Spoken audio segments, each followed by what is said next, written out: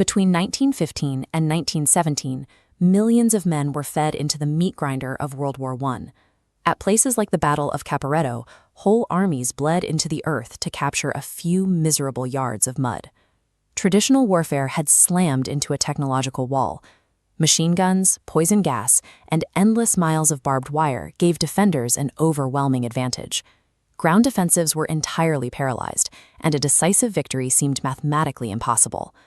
But an Italian artillery officer named Major Giulio Douhet looked up at the sky and saw a way over the problem. The airplane, he realized, did not have to fight through the trenches. It could simply fly past them.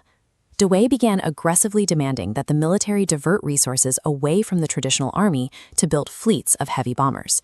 His superiors, firmly rooted in ground combat doctrine, were outraged. His relentless memos and criticisms got him arrested, court-martialed, and locked in prison for a year. But the continuing slaughter on the front lines did his arguing for him. Even as he sat in a cell, the sheer futility of the trench stalemate proved that military strategy required an entirely different approach if the conflict was ever going to end.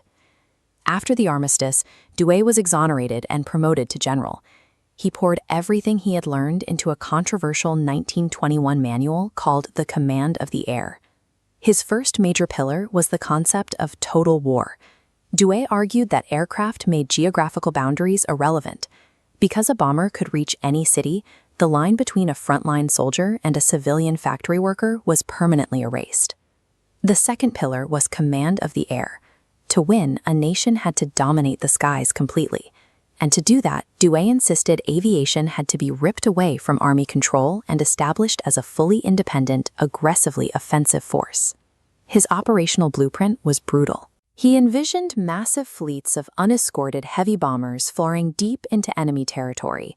They would bypass armies entirely to strike vital centers, dropping explosives, incendiaries, and poison gas onto industrial cities.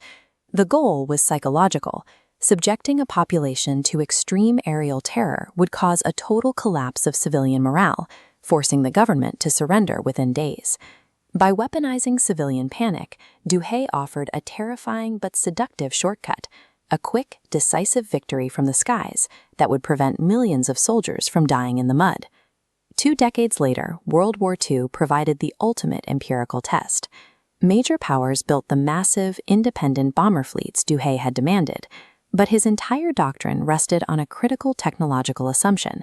He believed the sheer altitude and speed of a heavy bomber made it virtually impossible to intercept. Once in the air, the bomber would always get through. He failed to predict radar. Early warning radar networks, combined with high-speed interceptors, completely stripped the bomber of its element of surprise. The results were catastrophic for early strategic bombing campaigns. During the Battle of Britain, and later in Allied daylight raids over Germany, fleets of unescorted bombers suffered staggering, completely unsustainable losses against coordinated fighter defenses. Douhet missed a natural law of military evolution.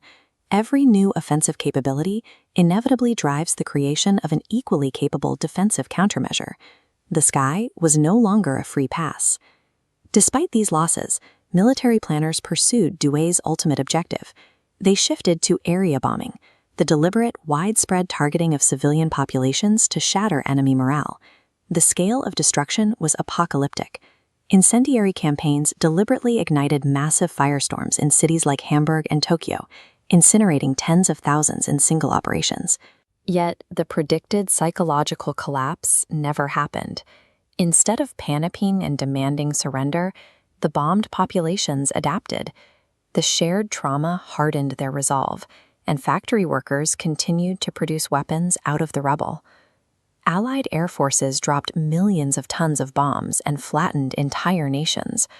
But strategic air power did not win the war on its own.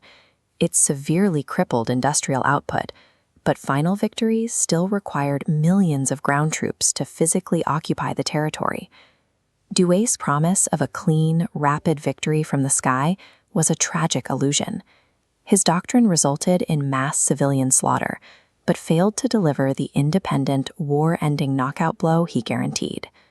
You might expect that the glaring empirical failures of World War II would have buried Douhet's theories forever, but military planners didn't abandon his core paradigm.